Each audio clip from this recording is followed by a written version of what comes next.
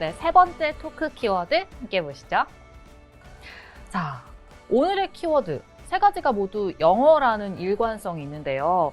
어떻게 보면 이 세 번째 키워드가 굉장히 가장 쉬운 게 아닌가 싶거든요. 릴레이션십. 두 분의 생각은 어떠신가요?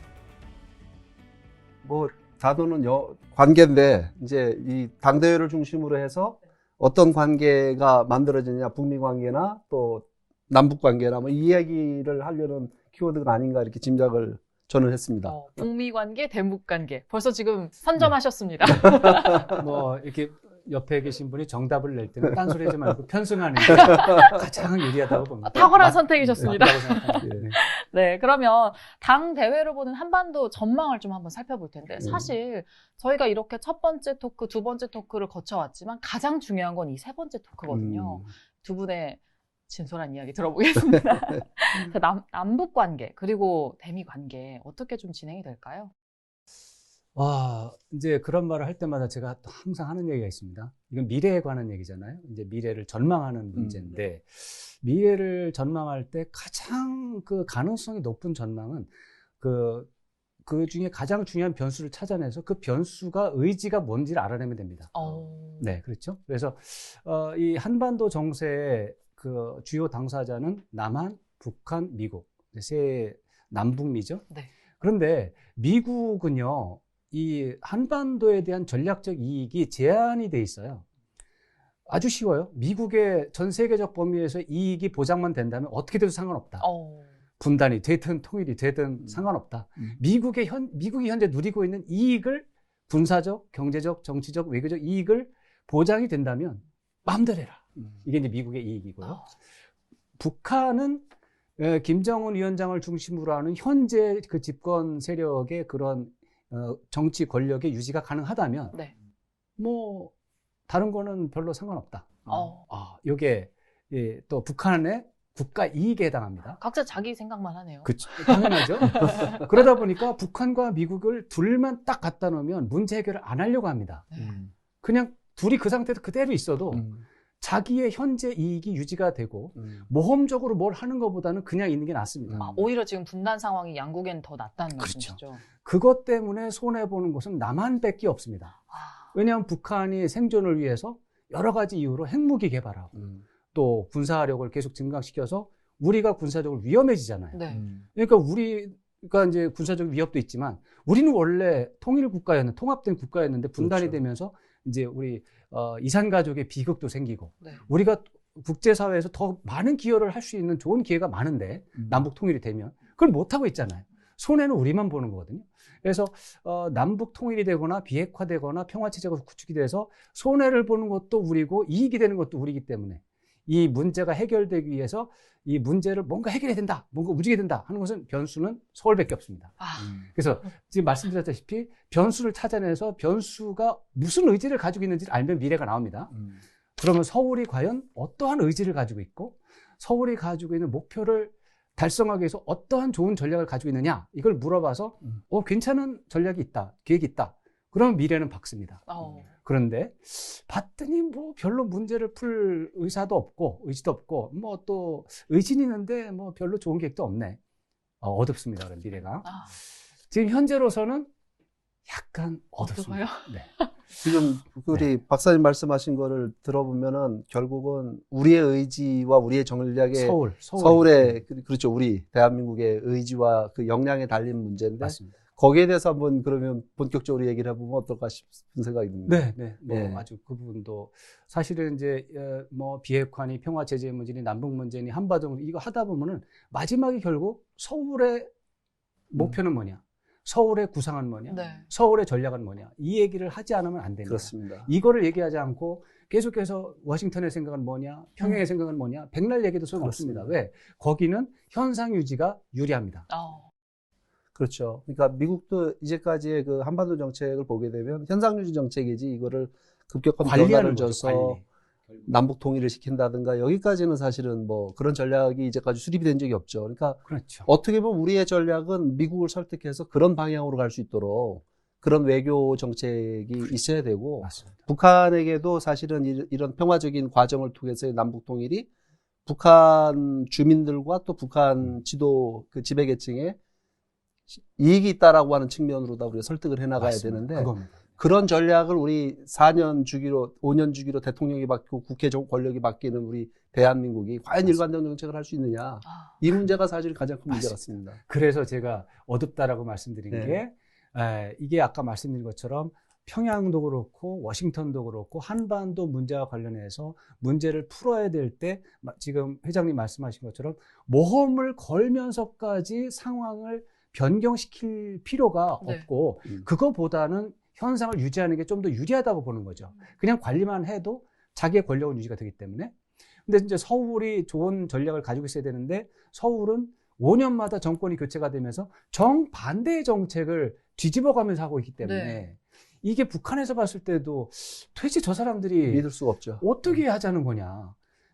지난 10년 내내 그냥 두들겨 패기만 하다가 네. 이제 와가지고 대화를 하자고 하는데 과연 이 사람하고 대화했다가 5년 뒤에 다시 정권이 들어오면은 그 사이에 대화하면서 나타났던 약점이 노출이 돼서 또 때릴 때 더 세게 맞는 거 아니냐. 이런 또 걱정을 할 수 있거든요. 그렇습니다. 미국도 마찬가지예요. 예. 미국에서도 지금 이제 바이든 정부에서 어떻게 보면은 외교 안보 분야 수장 역할 하실 분이 토니 블링컨 국무장관하고 제이크 설리반 이제 국가안보보좌관 이 두 분이 이제 투톱으로 같이 이제 미국의 외교를 이끌어 가실 텐데 이분들은 오바마 행정부 때 부장관도 하시고 뭐 장관 비서도 하시고 하시면서 이제 한반도 정책도 다 하시던 분이에요. 예. 그때 이분들에게 한반도 정세를 설명한 그 남쪽 우리 정부의 입장은 이명박 정부와 박근혜 정부였거든요. 그분들 계실 때 계속해서 북한을 때려야 된다고 얘기했거든요. 이제 와서 문재인 정부가 가지고 북한하고 대화를 해야만이 문제를 풀린다라고 한다면 토니 블링컨 이분이 생각할 때 도대체 저 사람들은 뭐냐. 내가 부장관 할 때 그 전략적인 할 때 사실은 원래 그 오바마 팀이 북한하고 대화하려고 했거든요. 네. 그렇지만은 그때 이명박 정부 입장에서 본다면 비핵 개방 3천이라고 해가지고 북한이 태도 변화를 하면 도와주는 게 맞지. 북한이 태도를 변하지도 않았는데 어떻게 경제협력을 하느냐? 안 된다.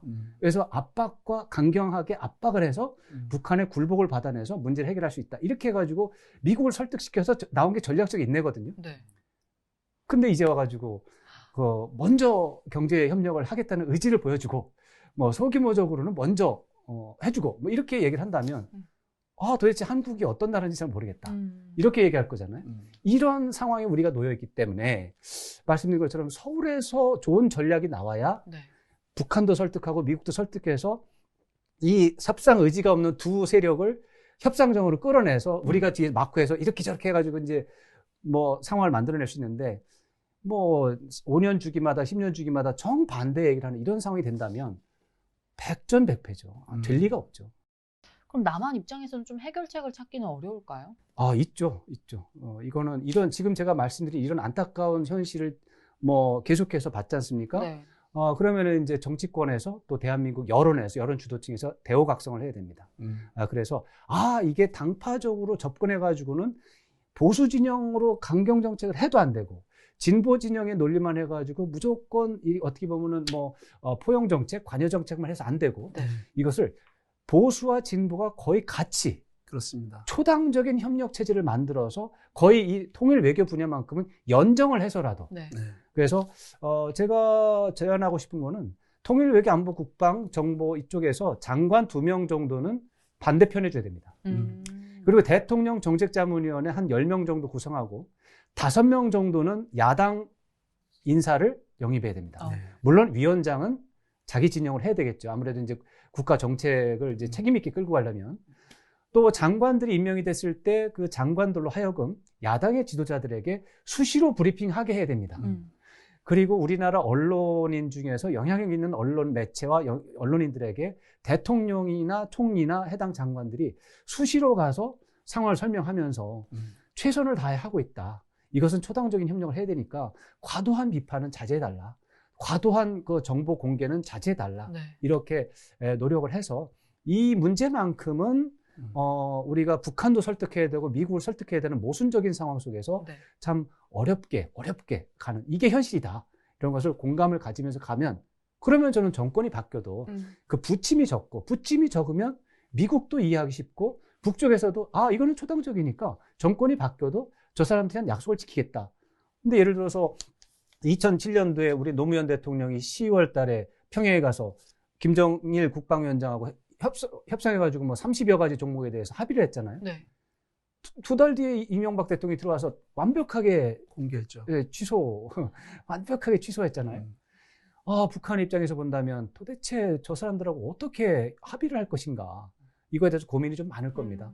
이런 차원에서 방법이 있습니다. 초당적 협력체제 만들면 됩니다. 네. 그러면 이거는 정치 지도자들이 결단을 해야 됩니다. 근데 결단을 하려면 이제 정치 지도자들의 입장에서 봤을 때 정치적으로 너무나 분리하면 안 되는데 저쪽과 이쪽이 동시에 빠져줘야 됩니다. 이 문제만큼. 예를 들어서 이제 지금 진보 진영의 이제 지금 문재인 대통령께서 대통령 하고 계신데 이제 문재인 대통령 그래 초당적 협력 체제를 해야지. 우리는 초당적으로 하겠어.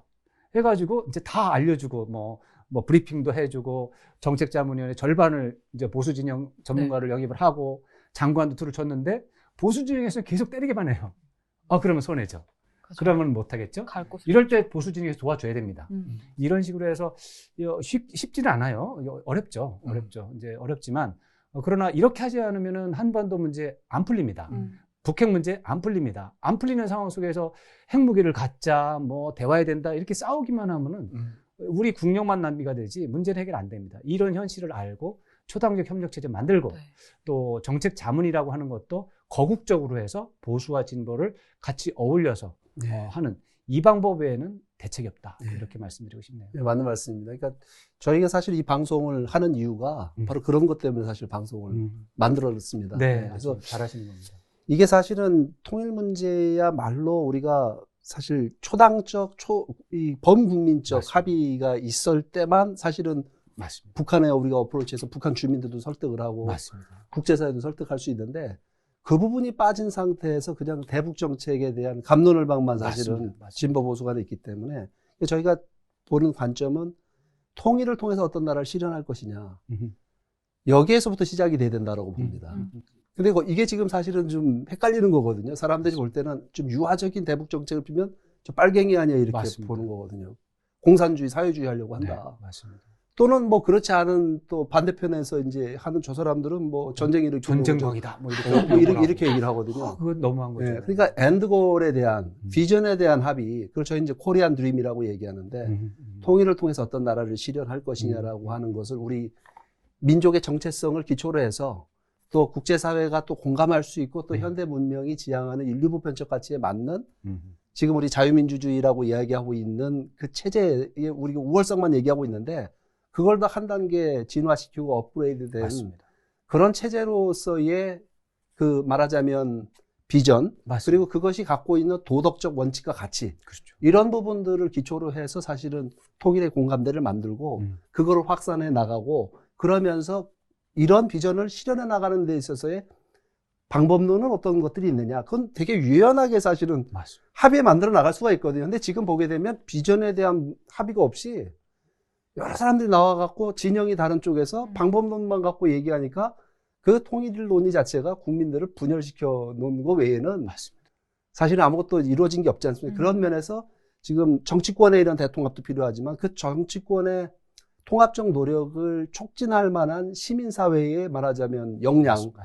그런 부분들이 필요하다고 봅니다. 그래서 지금 기자 생활 이제 벗으시고 나오셔서 여시제 활동을 하고 계시지 않습니까? 이런 민간 싱크탱크가 그런 역할을 미국이 보면 그런 좋은 선례를 저에게 보여주고 있지 않습니까? 그래도 우리가 그 차원에서만 논의만 될 수 있다고 한다면 좀 뭔가 공감대를 만들어 나갈 수 있지 않겠냐 그런 맞습니다. 생각을 가지고 있습니다. 아주 시의적절하신 네. 그런 캠페인이라고 생각합니다.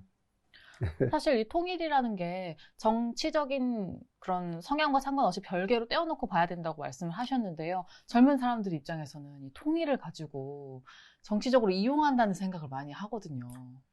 근데 이제 안타깝게도 이제 우리나라의 현실이 이제 정치와 분단 문제가 이제 결합이 돼버렸어요. 네. 떼어지지 않습니다. 이제 우리나라의 보수와 진보를 가르는 잣대가 예를 들어 미국 같은 경우는 이제 경제 정책을 중심으로 또 이렇게 이 진영이 나눠지거든요. 그래서 경제 정책을 뭐 어떻게 보면 이제 복지에 더 관심을 가질 것이냐, 아니면 성장에 관심을 가질 것이냐 이런 식으로 이제 나눠지고 거기에 따라서 철학도 따라가고 하는데 우리는 북한 문제에 대한 입장이 무엇인가? 이것이 정치권의 진영을 가르는 잣대가 되기 때문에 그렇게 되다 보니까 정치인들 입장에서 본다면 자기가 정치적으로 성장을 더 성공하기 위해서 할 수 없이 선명성을 더 강조할 수밖에 없는 이런 악순환의 구조에 우리가 들어가 버렸어요.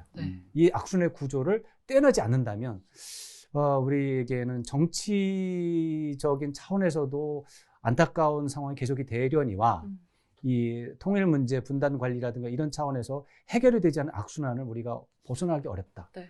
그래서 정치인들을 비롯한 여론 주도층에서 대오각성을 해서 이 문제만큼은 좀 분리시켜서 접근해야 된다. 네. 이렇게 말씀드리는 거죠.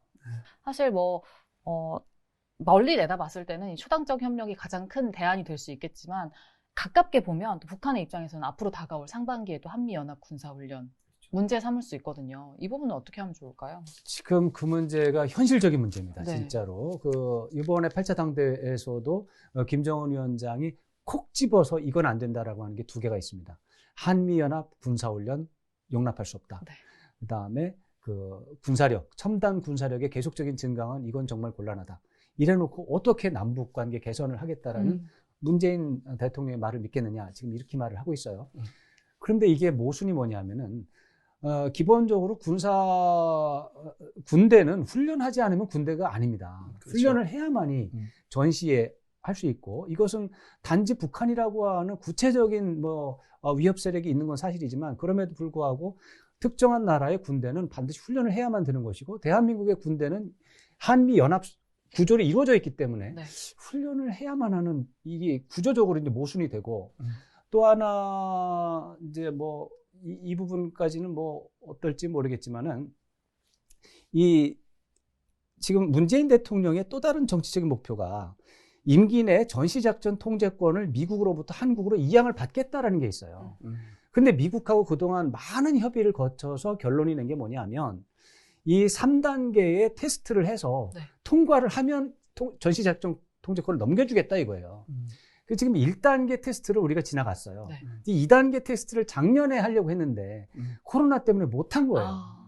근데 지금 내년에 3단계, 이제 올해 3단계도 하고 그래야 되는데 올해 원래 이제 지난해 2단계, 올해 3단계를 해서 올해 말이면은 전자권을 가져오는 걸로 돼 있었는데 지난해 못한 거를 지금 밀어놓고 있는 상태란 말이에요. 지금 상태로도 지금 이제 지연이 돼가지고 문재인 대통령은 임기 내 전자권의 전환이 안 되는 상황이에요. 네. 그러니까 마음이 급하잖아요. 3월에 그 연합군사훈련 기간에 그 테스트를 하려고 했던 거예요. 근데 못하게 되면은 이제 전자권 환수 안 됩니다, 이제. 그 문재인 대통령 입장에서는, 이거 곤란한데, 이거.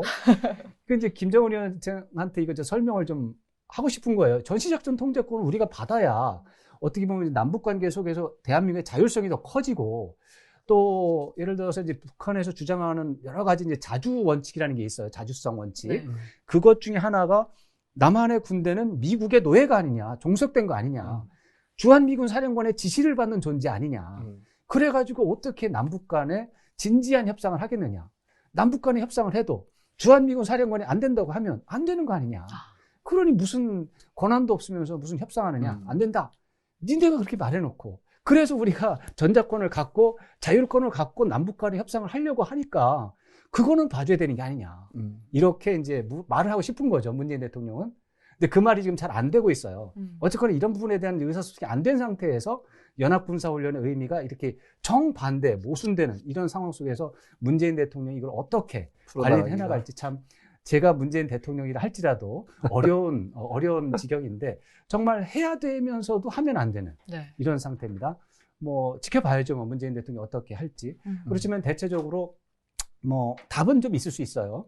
문재인 대통령 입장에서 본다면 진짜로 평화체제 구축과 비핵화에 진짜 도움이 된다면 전자권 전환이라고 하는 거는 미룰 수도 있어요. 왜냐하면 이게 더 중요한 거기 때문에. 그래서 그런 비전이 있고 이건 확실히 도움이 된다. 이렇게 이제 생각이 된다면 저는 결단을 내려서 올해만큼은 딱 어떤 코로나19를 이유로 넘어갈 수도 있지 않겠느냐. 이런 생각을 해보는데 다만 문재인 대통령이 그런 결단을 내리려면 정말 엄청난 결단 아닙니까? 이 결단을 내리려면 북한에서 좋은 전망을 줘야 돼요. 북한에서 봤을 때 그 비핵화에 대한 상당한 의지, 또 미국과의 협상 의지, 평화체제 구축에 대한 확고한 의지, 이런 것에 대한 또 신뢰와 또 전망을 보여줘야 되는데 8차 당대회 때 조금은 보여줬는데 근데 그 말이 남쪽이 잘하면 2018년 봄의 상황도 될 수도 있어. 이렇게 말하면은 이거 어디까지 하라는 건지 참 문재인 대통령이 참 피곤한 상황입니다. 좀 쉽지 않은 일입니다. 이번 당대회에서 미국과의 협상 의지를 조금은 보여줬다라는 맞습니다. 얘기도 저는 있잖아요. 그렇게 해석하고 있습니다. 네. 그러면은 좀 가능성이 있다고 봐야 될까요? 가능성이 있긴 있는데 많지는 않죠. 이제 가능성 얘기를 할 때 이제 긍정적인 요소들이 몇 개가 또 있고 부정적인 요소들이 또 몇 개가 있어서 제가 볼 때 이게 50대 50으로 팽팽하게 대치를 하고 있습니다. 그렇기 때문에 결국 또 말씀드리는 게 한국 정부가 미국을 어떻게 설득할 것이냐. 맞습니다. 이거에 따라서 미국 정부의 행보가 달라지게 돼 있습니다. 그래서 긍정적인 요소라면은 뭐 민주당은 전통적으로 국제사회 주요 문제를 대화와 협상을 통해서 푸는 게 맞다. 또 비핵화 문제 이런 것은 방치하는 것보다 대화와 협상을 통해서 푸는 게 낫다라는 기본적인 입장을 가지고 있어요. 네. 뭐 이란 핵 합의도 그렇고 사실 오바마 행정부 때도 북핵 문제를 풀기 위해서 여러 차례 노력한 게 사실입니다. 2012년 2월 달에 북한하고 미국하고 전격적으로 합의를 본 게 있어요. 사람들의 기억에서 지금 다 사라졌지만 그거 대단한 합의였습니다. 그것은 한국 정부가 반대하는 상황에서 미국 정부가 독자적으로 북한하고 교섭해서 네. 이뤄낸 굉장히 특이한 사례입니다. 그 정도로 오바마 행정부와 민주당 정부, 지금 바이든 팀이 같은 사람들이라면 그런 의지를 가지고 있기 때문에 그런 것들은 매우 긍정적인 요소고 그 와중에 한국 정부가 대화와 협상을 통해서 문제를 풀겠다고 하는 이런 확고한 의지가 강한 정부이기 때문에 좋은 조합이다. 이렇게 볼 수가 있고 이런 거는 이제 좋은 조건인데 나쁜 조건도 있어요. 뭐냐면 첫째는 미국은 어느 행정부든 처음 출범할 때는 매우 강경하고 단호하게 시작합니다. 네. 왜 그러냐면 언제나 앞에 정부가 잘못했다라고 비판하면서 들어왔기 때문에 그렇죠. 언제나 앞에 정부는 그런데 대부분 적대 세력과 협상을 하다가 정권을 넘겨주는 경우가 많습니다. 그러니까 트럼프 행정부도 뭐 마지막에는 안 좋았지만 북한하고 정상회담도 하고 했기 때문에 이 바이든 팀은 오바마 트럼프 행정부 팀이 북한하고 잘못된 협상을 했다고 비판했기 때문에 그 말의 일관성을 유지하기 위해서 강경하고 단호한 행동을 할 가능성이 많습니다. 과거 역대 사례가 다 그렇습니다. 그래서 이 팀도 그럴 것이다 이렇게 생각이 되기 때문에 부정적인 요소가 되고 그렇죠. 그다음에 바이든 팀은 오바마 팀 때 이명박 정부로부터 아까 이거 말씀드렸는데 오바마 행정부 때 이명박 정부와 박근혜 정부로부터 북한을 압박해야 북한을 굴복시킬 수 있다라고 하는 그 설명을 많이 들었습니다. 네. 이제 정반대의 설명을 문재인 정부로부터 들을 겁니다. 매우 혼란을 느낄 겁니다. 문재인 정부 말을 안 들을 가능성이 있습니다. 그리고 이 사람들은 친북 좌경일 가능성이 있다라고 의심할 수 있습니다. 그래서 쉽지 않은 이런 부분이 있습니다. 이런 부분들을 우리 문재인 정부의 외교 안보팀이 어떻게 잘 설득할 것이냐. 동시에 북한을 또 어떻게 잘 설득할 것이냐. 그렇죠. 이게 북한한테 하는 말하고 미국한테 하는 말하고 정면으로 충돌하거나 정면으로 모순되는 그런 포인트가 많이 있습니다. 이런 것들을 어떻게 잘 건사해서 우리가 관리할 것이냐가 중요한데 이런 문제들이 아까 말씀드린 것처럼 국내 정치적으로 초당적 협력에 대해서 안정적인 상황에서 하면은 좀 좋은 핸들링이 되는데 국내 정치적으로 여당은 대화해라, 진보 진영은 대화해라 하고 보수 진영은 터주게 하지 마라, 절대로 안 된다 이렇게 하는 상황에서 우리 정부는 도대체 하는 게 뭐가 있냐 이렇게 막 손가락질하고 하면 우리 정부는 우리 정부도 하는 거 있다. 미국을 이렇게 설득했다. 이렇게 하면은 뭐? 미국을 설득해서 북한을 때리겠다는 거냐? 다시?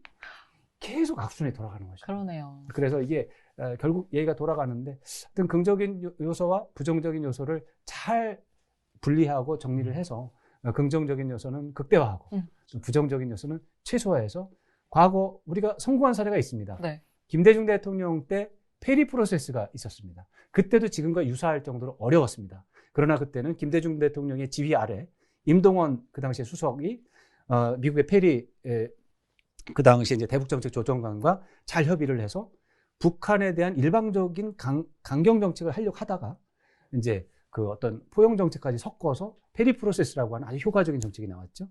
그 이전에 노태우 대통령 때도 조건이 좋지 않았지만 그때도 미국과 협력이 잘 돼서 한반도 비핵화 공동선언이라고 하는 엄청난 성과물이 나왔습니다. 노무현 대통령 때도 육자회담 중기에는 굉장히 좋은 성과가 있었어요. 네. 9.19 공동성명 때 그때는 이제 송민순 그 당시 육자회담 대표, 크리스토퍼 힐 미국 대표, 북한의 김계관 대표 이런 분들이 3명이 협조 관계에서 1년 이상 작업을 했죠. 그리고 이제 가장 최근에 이제 문재인 대통령 때는 문재인 대통령과 트럼프 대통령과 김정은 위원장 간의 협조 관계가 비록 짧은 기간이었지만 있었습니다. 이런 식으로 지난 30년 동안 굉장히 어려운 문제였지만 4번 이상의 협조 관계, 선순환을 만들어내는 상황이 있었습니다.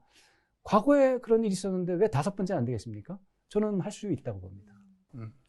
네, 어쨌든 그런 내용들이 우리가 과거에 있었는데 보면 또 어떤 장애물을 만나갖고 또 전진하지 못했고, 그러니까 사실은 이번에 우리가 만약에 그런 관계를 만들어 낸다면 그 예측되는 과거에 경험했던 그 장애물을 극복할 수 있을 정도의 정말 더 포괄적인 계획을 갖고 접근해야 되지 않겠느냐는 생각이 듭니다. 맞습니다. 예.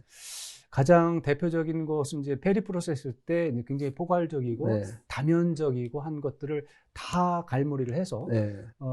이제 정리가 잘 됐는데 제가 항상 하는 말 중에 하나가 이제 대북 정책은 철인 7종 경기와 같다. 그래서 동시에 7가지 종목을 다 잘하지 않으면은 어그러지는 게임이다. 이제 종목을 7가지가 뭐냐면 남북 관계를 잘해야 된다. 한미 관계를 또 잘해야 된다. 그 다음에 한중 간의 소통을 아주 잘해야 된다. 한일 관계를 원만하게 관리해야 된다. 한러 관계를 또 잘 관리해야 된다. 그리고 국내 정치적으로 초당적 협력 체제를 만들어야 된다. 그리고 정책 자문에 있어서 거국적 자문 체제를 만들어야 된다. 네. 이 7개 종목 중에서 한 과목이라도 과락이 나온다면 어그러지게 돼 있습니다. 과거에 잘 될 때는 지금 4가지 이제 잘된 시기가 있었잖아요. 잘된 사례가 7가지 철인 7종 경기가 다 꽈락이 없는 상태였기 때문에 그게 된 겁니다. 그런데 다른 모든 시기에 잘못된 상태에서는 이 중에 어떤 하나가 이 60점 낙제가 나와서 그렇습니다. 문재인 대통령도 앞으로 한 1년 4개월 남았는데 철인 7종 경기 중에서 단 하나도 포기하면 안 됩니다. 60점 이하가 나오면 한 종목이라도 60점 이하가 나오면 안 됩니다. 네. 그리고 다른 모든 종목이 80점을 넘어줘야 이제 평균이 그래야 이제 성과가 나옵니다. 철인 7종 경기 그리고 80점 이상의 점수 얘기만 들어도 쉽지는 않을 것 같지만 어렵죠. 동시에 해야 됩니다. 동시에. 그래서 쉽지 않습니다. 네. 그럼에도 우리는 그 희망의 끈을 놓지 않고 그러면 해야죠. 조금 더 밝아지길 기대해야 될 것 같습니다. 그렇습니다. 이번에 바이든 행정부가 들어섰는데요. 네. 그런데 그 미국 내에서도 보면 대북 기조 관련해서 의견이 굉장히 분분해요. 어떻게 전망하세요? 대북 기조가 이제 분분한 건 맞는데 거의 정해졌습니다. 한쪽으로 쏠려 있습니다. 사실 이제 미국의 대북 정책은 2012년 2월 달이 어떻게 보면 기점이 됩니다. 2012년 2월 달에 무슨 일이 있었냐면 아까도 잠깐 말씀드렸지만은 북한과 미국 간에 비핵화와 관련한 합의가 있었어요. 그게 윤달 합의라고 그래요. 2월 합의라고도 하고 윤달 합의라고도 하는데 2월 말에 합의를 했는데 그 2월 29일 날이에요. 그래서 윤달 합의라고 하는데 근데 4월 15일 날 북한이 합의를 어기고 미사일을 쏴버렸어요. 그래서 한 달 반, 6주일 만에 파기가 됐어요. 그래서 사람들 기억이 없어요. 그렇지만 그 합의한 것 자체는 굉장히 중요한 거고 또 그 중요하다고 하는 것은 오바마 행정부의 대외정책 참모들이 북한과 대화할 의지가 있고 협상할 의지가 있다는 걸 보여주는 성사시키겠다고 하는 의지가 있다는 걸 보여주는 사례입니다. 네. 그런데 그렇게 했는데 6주 만에 이게 파기가 됐잖아요. 북한이 배신해서 파기가 됐다고 보는 겁니다. 미국에서. 그래서 그걸 해야 된다, 하자, 지지한다라고 말했던 분들이 오바마 행정부 때 외교 참모들이 망신을 당했습니다. 그래서 북한하고 협상하자고 주장하는 게 어려운 거구나. 그러다가 잘못되면은 바보가 되는구나. 이런 교훈을 얻었습니다. 그래서 그 팀들은 북한과의 대화에 대해서 부정적입니다. 그 다음부터는 북한 문제에 대한 피로감, 북한이라고 하는 존재에 대한 혐오감 이런 것들이 워싱턴에 파다합니다. 공화당 쪽은 원래 북한에 대해서 어떻게 좀 일정한 거리가 있어서 별로 이제 이렇게 적극적인 협상에 대한 의지가 그렇게 많지 않은데 민주당은 있었어요. 네. 원래 기조가 그래요. 그런데 그때 그런 망신을 당하면서 이제 부정적인 기류가 강해졌고 그것이 다시 돌아오지 않은 상태에서 지금 이 바이든 정부가 들어왔고 이 바이든 정부에서 한반도 문제를 결정하는 주요 요직이 어느 정도 지금 인선이 다 끝났어요. 그 상태에서 보니까 이분들의 면면을 보니까 그때 그 혐오감과 피로감 때문에 짜증을 내는 분들이에요. 그래서 좀 어려운 조건이다 이렇게 말씀드릴 수가 있고, 그럼에도 불구하고 아까도 말씀드렸지만 이제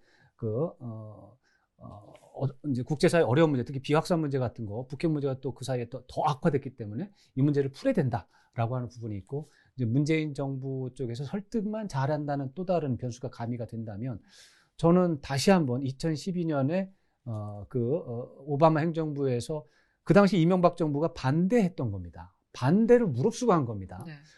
그렇게 이제 미국의 오바마 팀, 또 지금 바이든 팀이 북한과의 대화 의지가 있기 때문에 그런 점들을 살린다면, 지금 상황은 안 좋습니다. 대북 기조에 대해서 필요하다, 짜증난다가 이제 한 70%, 80%지만 문재인 정부의 설득에 성공한다면 저는 또 반전이 될 가능성이 있어서 이것도 역시 문재인 정부의 역량에 달린 것이지 워싱턴 사람들끼리만 판단해서 할 건 아니다, 이렇게 생각을 합니다.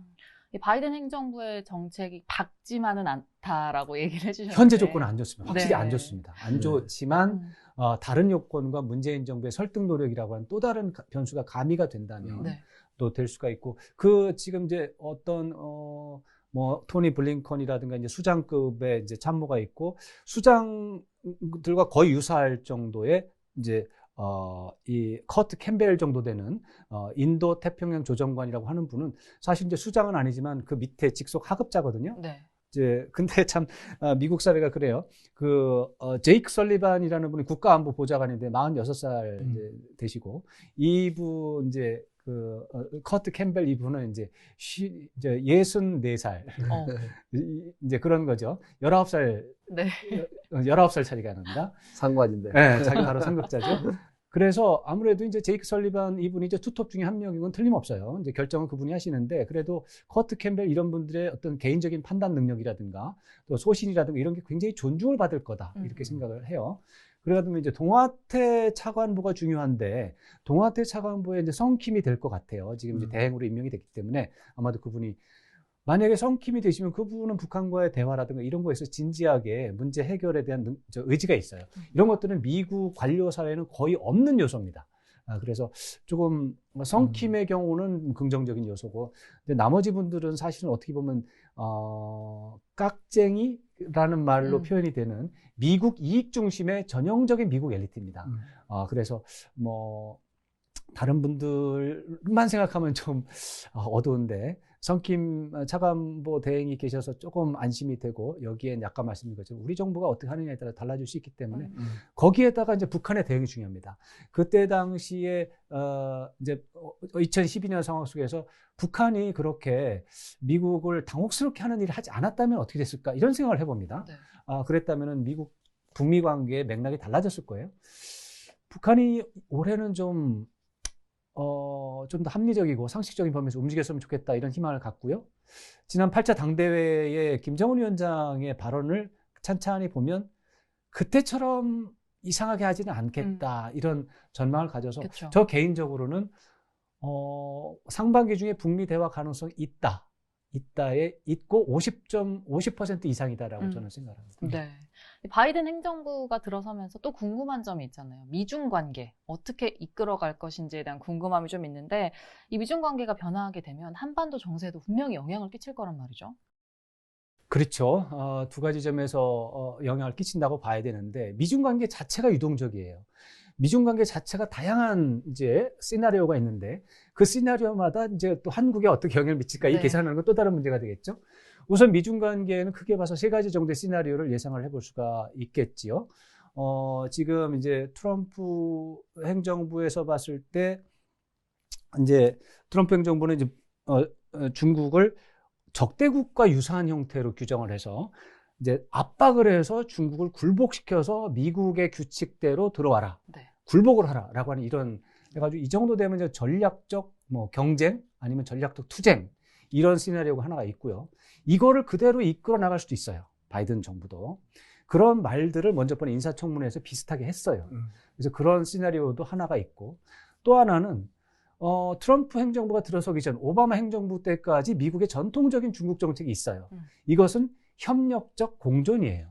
이것은 미국이 이제 중국의 발전을 막지 않고 미국을 중심으로 하는 국제 질서 속에서 중국이 편승하고 협력하고 지지하면서 그 미국의 질서 속에 중국이 크는 거죠. 그게 미국도 나쁘지 않고 중국도 나쁘지 않고 세상이 다 평화롭다. 이게 협력적 공존이죠. 그래서 그렇게 돌아갈 가능성도 시나리오를 놓고 봐야 되는데, 자, 그럴 수 있을까요? 이런 지금 지난 2020년을 보면서 그런 날로 돌아갈 수 있을까요? 안 그럴 것 같아요. 지금 화웨이 같은 경우, 중국의 화웨이 같은 경우 정면 공격으로 지금 거의 침몰 직전까지 가고 있어요. 네. 삼성전자보다 더 큰 회사입니다. 그런 회사가 막 무너지려고 하는 이런 상황까지 갈 정도로 진검승부가 벌어지고 있는데 과연 협력적 공존이 갈 수 있겠느냐? 그건 좀 가능성이 좀 낮겠다. 그럼 그 중간 어디에서 되지 않을까? 그럼 그 중간은 뭘까? 제3의 시나리오, 경쟁적 공존입니다. 그래서 경쟁적 투쟁, 적대적 투쟁, 협력적 공존, 경쟁적 공존. 이 세 가지 시나리오 중에 어느 쪽이든 비슷한 쪽에 갈 텐데 아무래도 1번 시나리오와 2번 시나리오는 좀 극단적입니다. 그거보다는 오히려 경쟁적 공존이라는 틀 속에서 어느 쪽으로 움직일 것 같아요. 그래서 경쟁적 공존으로 갈 것이다라고 하는 예측 속에서 과연 한반도에는 어떤 영향을 미칠 것인가? 두 가지 방향으로 움직일 텐데 북한과 상관없이 한국에 문제가 있습니다. 왜냐하면 한국도 전 세계에서 탑10 안에 들어가는 큰 나라이기 때문에 네.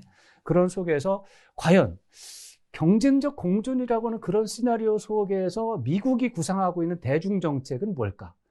동맹들을 많이 규합을 해서 다재주의라고 하는 틀을 통해서 중국을 견제하고 압박해서 미국식 질서에 그냥 잡아놓으려고 하겠죠. 그때 미국의 동맹들 다 모여 중국 견제할 테니까 그때 한국도 당연히 전화 받겠죠. 그러면은 중국에서 볼 때 중국을 견제하는 그런 모임에 한국도 가서 중국 패대기 치는 모임을 같이 하고 박수 쳤단 말이지. 그래, 사드 한번 더 해볼래? 이렇게 할 수도 있어요. 이런 식의 움직임이 예상이 돼서, 자, 그런 상황이 벌어질 때 한국은 어떤 식으로 하는 것이 미국과의 관계, 우리가 이제 한미 동맹은 우리가 참 운명적으로 같이 가야 되는 이제 안보 장치가 되고, 중국과는 우리가 지리적도 있지만 문화적으로도 우리가 굉장히 또 신뢰하고 또 공감하고 많은 그런 부분들이 있어요. 그래서 경제 문화적으로는 우리가 중국과의 관계를 뗄래야 뗄 수 없는 이런 또 관계가 있기 때문에 이런 모순적이고 충돌이 되는 요소를 어떻게 잘할 것인가에 대한 부분에 대해서 우리가 외교 전략의 틀이라든가 이론이라든가 이런 것들을 잘 마련을 해서 좋은 전략이 있고 좋은 계획이 있다면 깔끔하게 넘어갈 수 있습니다. 그런 방법이 있습니다. 저는 그렇게 생각을 하고요. 어떤 방법이 있냐라고 물어보신다면 한 시간 정도 시간 주시면 설명하시는데 좀 길은 것 같고. 이제 북한이 가미된 문제가 있어요. 이제 북핵 문제 해결이라고 하는 문제 속에서 미중 간의 적대적 공존이 되면 미국과 중국이 공존을 하긴 하지만 경쟁을 하는 상황이 된다면 혹시 북핵 문제 해결에 미국과 중국도 어그러지고 이게 해결이 안 되는 거 아니야? 이게 평화체제 구축에 부담이 되는 거 아니야? 이렇게 생각할 수가 있는데 이거는 너무나 다행스럽게도 미국과 중국이 다 북한의 핵무기 보유에 대해서는 다 반대입니다. 미국도 반대지만 중국도 반대입니다. 그거 왜 그러냐면 중국도 핵무기를 보유한 5대 안보리 상임이사국의 5대 이제 핵무기 보유 국가고 이 5대 핵무기 보유 국가는 다른 모든 나라가 핵무기를 가지지 않는 것이 유리합니다. 중국도 그 이익을 공유하고 있습니다. 북한이 미워서도 아니고 미국이 좋아서도 아니고 미국이 압력에 굴복해서도 아니고 중국이 국제사회에서 특권을 누리기 위해서는 5개 이외에는 절대로 허용하면 안 됩니다. 그게 중국의 이익에 부합합니다. 그래서 북한의 핵무기 보유를 결사적으로 반대하고 있습니다. 지금. 그래서 그 부분만큼은 아마도 미중 관계에 협력하는 굉장히 적은 요소 중에 하나일 것이다. 그렇게 돼서 그런 부분은 걱정하지 않아도 될 정도로 저는 낙관적이고요. 다만 미중 간의 경쟁적 공존이라는 상황이 이루어질 가능성이 크고 그때 한국이 어떻게 이 동맹을 유지하고 또 한중 간의 긴밀한 소통과 우호 관계를 유지할 수 있을지 또 전 세계적인 또 한국의 어떤 위상 같은 걸 관리할 수 있을지 이런 것들은 아직 사실은 뚜렷한 답이 없어요. 뚜렷한 답은 없지만 우리 모두가 저를 포함해서 다 같이 연구하고 토론해서 좋은 답을 만들어내야 되고 그 좋은 답을 만들어낸다면 얼마든지 해결할 수 있는 그런 과제가 되겠습니다. 네. 오늘 통일 톡톡톡, 오늘 북한 제8차 당대회 A to Z까지 알아봤는데요. 이를 통해서 한반도 미래까지도 조금 엿볼 수 있었습니다. 두 분은 오늘 함께 하신 소감 어떠셨나요? 먼저 회장님부터 말씀해 주시죠. 저는 오늘 왕 박사님한테 너무 많은 그 공부를 했던 것 같습니다. 저도요. 좀 아주 생각하지 못했던 부분들까지 많이 알려주셨고요. 자주 좀 모시고 오늘 한 얘기는 사실은 아주 너무 작은 부분 같습니다. 네, 더 우리 왕 박사님이 이제까지 갖고 있었던 생각들을 더 들어볼 수 있는 그런 시간을 좀 만들었으면 좋겠습니다. 시간 내주실 거죠? 뭐 불러주시면은 뭐 열심히 준비하겠습니다. 네. 네, 왕 박사님은 오늘 어떠셨어요? 저는 이렇게 뭐 불러주시고, 저는 뭐 이제 말씀드린 것처럼 2002년부터 통일 외교 안보 문제를 이제 집중적으로 전문적으로 하고 있는데, 해오면서 여러 가지 안타까운 점도 많이 있고, 또 뭐 그런데 그런 것들 중에서 빈 공간들이 좀 보이기는 하고요. 그 아까 말씀드린 것처럼 초당적 협력 체제가 중요하다라고 하는 이런 부분도 좀 중요한데, 어디 가서 말을 해도 그 말도 안 되는 소리 하지 말라고, 어떻게 그게 초당적 협력이 되냐고 이런 얘기도 듣곤 해요. 그렇지만은 제가 발견한 해법은 그거밖에 없어요. 그게 돼야 나머지가 되거든요. 네. 근데 그런 부분에 대해서 오늘 이렇게 많은 시간 허락을 해주시고, 또 물어주시고, 또 이렇게 들어주시고 하셔서 저로서는 영광이고, 그게 제가 나름대로 할 수 있는 역할이라고 보는데, 조금이라도 그런 기회를 주신 점에 대해서 너무나 감사드립니다. 감사합니다. 저도 이렇게 조금 어려울 수도 있는 통일이라는 주제에 두 분 덕분에 정말 쉽게 접근할 수 있었고요. 함께 해주셔서 너무 감사드리고, 통일 톡톡톡 그러면 다음 시간에 또다시 찾아뵙겠습니다.